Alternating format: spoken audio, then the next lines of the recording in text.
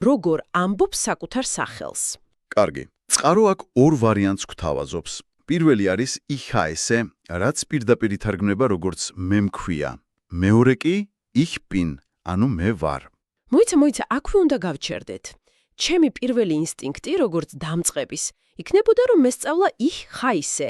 ის უფრო ზუსტია, უფრო პირდაპირი თარგმანია, თითქოს უფრო სწორი ფორმაა. მაგრამ წყარო გვირჩევს, რომ თუ დამწყები ხარ, გამოიყენე ich bin, რადგან ეს უფრო ბუნებრივია. და აი ვერ ვხვდები, რატომ არის ნაკლებად ზუსტი ფრაზა უფრო ბუნებრივი? ეს ცოტა, რა ვიცი, არაინტუიციურია. შესანიშნავი კითხვაა და ითი სწორედ აქ იმალება პირველი გასაღები იმისა, თუ როგორ არ უნდა ვიქცეთ რობოტად. აქ საქმე გრამატიკულ სისწორეში კი არაა, საქმე ეხება კოგნიტურ დატვირთვას და ესე იგი ფსიქოლოგიურ კომფორტს. დაფიქრდი, ზმნა sein, ანუ ყოფნა, რომლის ფორმაც არის bin. კი. არის ენის ქვაკუთხედი. შენ ამ ზმნას ყველგან და ყოველთვის გამოიყენებ. Ich bin müde, მე დაღლილი ვარ, ich bin im Büro, მე ოფისში ვარ. გასაგებია. Bist du bereit, მზად ხარ? როცა სახელს ამბობ ფრაზით ich bin Alex, შენ იყენებ კონსტრუქციას, რომელიც უკვე შენი არსენალის ყველაზე მყარი და ნაცნობი ნაწილია. შენ არ გიწევს ტვინის დაძაბვა, რომ იშვიათი ზმნა heißen მოძებნო მეხსიერებაში. ანუ შენ ამბობ, რომ საქმე იმაში კი არაა, რომელი სიტყვაა ტექნიკურად უფრო შესაფერისი, არამედ იმაში, თუ რომელი კონსტრუქცია მოითხოვს ნაკლებ მენტალურ ენერგიას. თითქოს საუბრის დასაწყისში ტვინს საშუალებას აძლევ, რომ გახურდეს მარტივი და ნაცნობი სულით. ზუსტად. აი ზუსტად. ეს იგივეა, როცა მანქანის მართვას სწავლობ. შენ არ იწყებ რთული მანევრებით, ხო მართალია? იწყებ მარტივი, საბაზისო მოძრაობებით, რომ თავდაჯერებულობა მოიპოვო. Ich bin არის შენი პირველი, მეორე და მესამე სიჩქარე ერთად. ის უნივერსალურია. ზმნა heißen კი ძალიან სპეციფიკურია. მას თითქმის მხოლოდ სახელთან დაკავშირებით იყენებ. ამიტომ დამწყებისთვის ich bin-ის არჩევა არის სტრატეგიული ინვესტიცია. სტრატეგიული, ანუ, შენ სწავლობ მოდელს, რომელსაც ათობით სხვა სიტუაციაში გამოიყენებ. ეს ამცირებს სტრესს, ზრდის თავდაჯერებულობას და შედეგად შენი საუბარი ნაკლებად დაძაბული და უფრო ბუნებრივი გამოდის. კარგი, ეს ლოგიკურია. თავდაჯერებულობა ნამდვილად კლავს რობოტის ეფექტს. მაგრამ მაინც მაქვს ერთი კითხვა. ხომ არ ჟღერს ich bin-ი ზედმეტად არაფორმალურად? აი მაგალითად, საქმიან შეხვედრაზე რომ წარვდგე ასე, ხომ არ ჩამთვლიან არასერიოზულად? არა და ესე ძალიან მნიშვნელოვანი ნიუანსია. Ich bin არ არის არაფორმალური. ის უბრალოდ უფრო სალაპარაკო და უნივერსალურია. ის ერგება ნებისმიერ სიტუაციას. საქმიანი შეხვედრიდან დაწყებული, ბარში გაცნობით დამთავრებული. ანუ უფრო მოქნილია. კი. Ich-heiße შეიძლება ცოტა უფრო დისტანციურად ან, რა ვიცი, წიგნურად ჟღერდეს, თითქოს სახელმძღვანელოდან ამოიკითხე. ასე რომ, ich bin-ის არჩევით შენ არაფერს კარგავ ფორმალობის თვალსაზრისით, მაგრამ იგებ ყველაფერს თავდაჯერებულობისა და ბუნებრიობის კუთხით. წყარო ფაქტობრივად გეუბნება. პრიორიტეტი მიანიჭე არა აბსოლუტურ სიზუსტეს, არამედ კომუნიკაციის დინამიკას. გასაგებია, ესე იგი, პირველი საიდუმლო, რომ არ ჟღერდე რობოტივით არის არა სიტყვების ზუსტად თარგმნა, არამედ იმ კონსტრუქციების არჩევა, რომლებიც ყველაზე კომფორტული და უნივერსალურია შენთვის. კარგი, ეს რჩევა მიღებულია. გადავიდეთ მეორე პუნქტზე, წარმომავლობა. აქ ფრაზა ასეთია: Ich komme aus Georgien. მე ვარ საქართველოდან. წყარო განსაკუთრებულ ყურადღებას ამახვილებს ერთ პატარა სიტყვაზე, aus. სიმართლე გითხრა, ჩემთვის ეს უბრალოდ კიდევ ერთი სიტყვაა, რომელიც უნდა დავიზეპირო. რატომ არის ის ასეთი მნიშვნელოვანი, რომ ცალკე გამოყოფას იმსახურებს? იმიტომ რომ ეს პატარა სიტყვა გასწავლის თუ როგორ ფიქრობს გერმანული ენა. ნაცვლად იმისა, რომ გითხრას დაიმახსოვრე, რომ წარმომავლობასთან ვიყენებ წინდებულ aus. წყარო გიჩვენებს პატერნს. ხომ ხვდები? გერმანულში ზმნებს ხშირად ყავთ პარტნიორი წინდებულები. აჰა. ზმნა kommen, ანუ მოსვლა და წინდებული aus, ანუ dann. ძალიან მჭიდრო კავშირში არიან. როდესაც საქმე ეხება საწყის წერტილს, წარმომავლობას. ამ ერთი სიტყვის გამოყოფით წყარო გეუბნება. ღურადღება მიაქცია ამ კავშირს. ეს არ არის შემთხვევითი, ეს არის სისტემა. ანუ, ეს იგიდია თითქოს რუკაზე ყველაზე მნიშვნელოვანი გზაჯვარედინი მოგინიშნონ და გითხრან, დაიმახსოვრე ეს ადგილი, აქედან ბევრი გზა იწყება. შენ ჯერ არ იცი ყველა გზა, მაგრამ უკვე იცი საკვანზო წერტილი. ზუსტად. აბსოლუტურად ზუსტად. და ეს ცulis სწავლის მთელ პროცესს. შენ აღარ იზეპირებ ცალკეულ წინადადებებს. შენ იწყებ ენის შინაგანი ლოგიკის, მისი გრამატიკული ჩონჩხის დანახვას. როდესაც შენს გონებაში common და aus ერთმანეთთან ასოცირდება, შენ უკვე მზად ხარ ააგოს სხვა წინაგადებებიც. Ich komme aus dem Kino. მე კინოდან მოვდივარ. Er kommt aus der Schule. ის სკოლიდან მოდის. შენ სწავლობ არაერთ ფრაზას, არამედ მთელ მოდელს. ეს არის განსხვავება თევზის მიცემასა და ანკესის გამოყენების სწავლებას შორის. აი ეს საინტერესოა. გამოდის, რომ რობოტივით საუბარი მაშინ იწყება, როცა უბრალოდ დაზეპირებულ ფრაზებს ისვრი, ხოლო როცა ენის ლოგიკას ხედავ და ამ ლოგიკით აგებ წინადადებას, თუნდაც უმარტივეს, შენი საუბარი უკვე გაცილებით ცოცხალი ხდება. ესე იგი, მეორე საიდუმლო არის პატერნების ძიება და არა ცალკეული სიტყვების დამახსოვრება.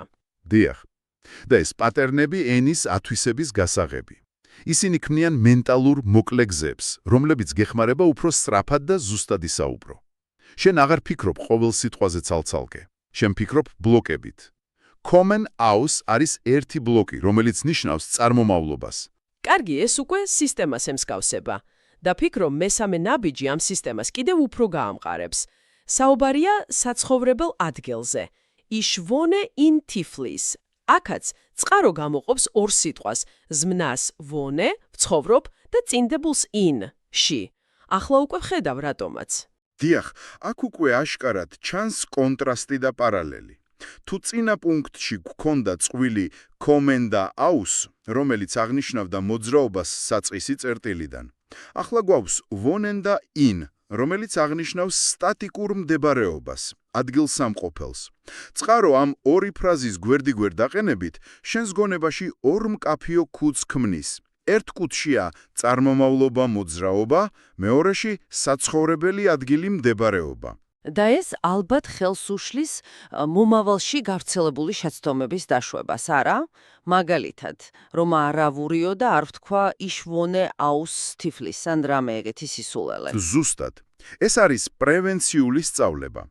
ბევრი დამწყები ურევს ამ წინდებულებს, რადგან მათ ცალ-ცალკე სწავლობს. როდესაც მათ ერთად კონტრასტის პრინციპით სწავლობ, შენი ტვინი თავიდანვე ითვისებს მათ შორის არსებულ ლოგიკურ განსხვავებას. ეს არის მაქსიმალური ეფექტი მინიმალური მასალით. ორი მოკლე წინადადებით შენ სწავლობ არა მხოლოდ 4 ახალ სიტყვას, არამედ ორ ფუნდამენტურ გრამატიკულ კონცეფციას, მიმართულებასა და მდებარეობას. ეს კი საუბარს ბევრად უფრო დახვეწილს ხდის. შენ უკვე შეგიძლია თქვა, რომ საქართველოდან ხარ, მაგრამ აი ახლა ბერლინში ცხოვრობ. ეს უკვე საკმაოდ სრულყოფილი და რა ვიცი, ნიუანსირებული ინფორმაციაა ადამიანისთვის, ვინც გერმანულის სწავლა გუშინ დაიწყო. ამ პატარა დეტალებით შენ უკვე აღარ ხარ უბრალოდ ინფორმაციის გადამცემი, შენ უკვე შენს ისტორიას ყვები. სწორედ. დააკვირდი, ჩვენ დავიწყეთ სახელით, რომელიც შენს იდენტობას ეხება. შემდეგ გადავედით წარმომავლობაზე, რაც შენს ფესვებს უკავშირდება და ბოლოს საცხოვრებელ ადგილზე, რაც შენს ამჟამინდელ რეალობას აღწერს. ეს სამი ელემენტი ერთად ქმნის შენს მინი-ბიოგრაფიას. ანუ წყაროს სტრუქტურა ძალიან ლოგიკური და შეიძლება ითქვას ადამიანურია.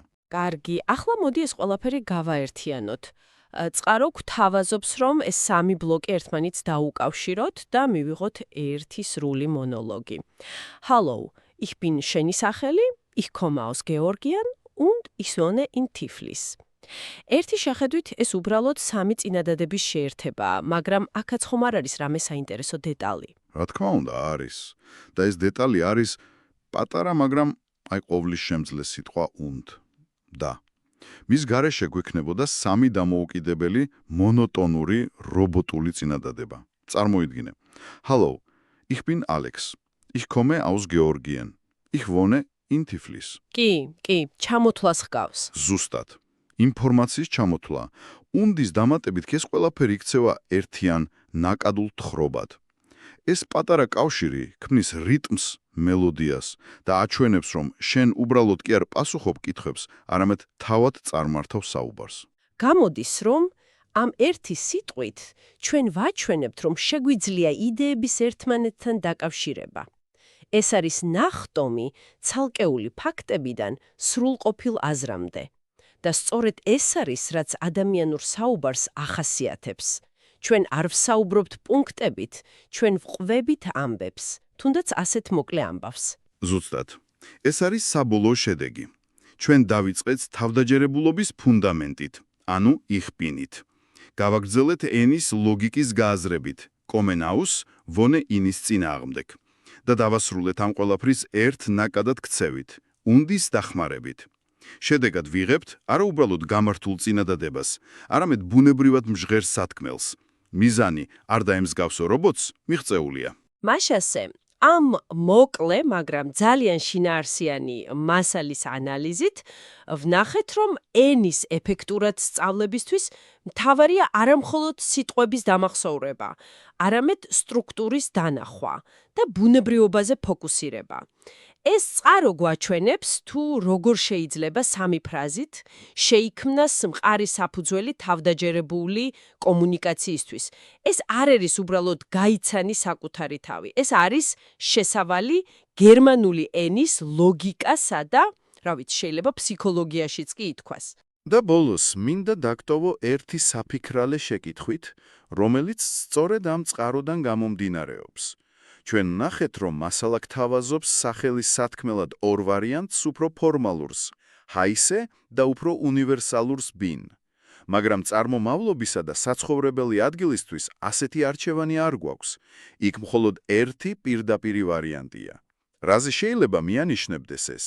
იქნებ გერმანულ კულტურაში და შესაბამისად ენაში ფორმალობისა და არჩევანის დონე უფრო მეტად პიროვნების იდენტობასთან მის სახელთან არის დაკავშირებული, ვიდრე ობიექტურ ფაქტებთან, როგორიცაა მისი გეოგრაფიული მონაცემები. ამაზე დაფიქრება შესაძლოა კიდევ უფრო ღრმად ჩაგახედოს არა მხოლოდ ენის, არამედ იმ კულტურის ნიუანსებში, რომელსაც ეს ენა ემსახურება.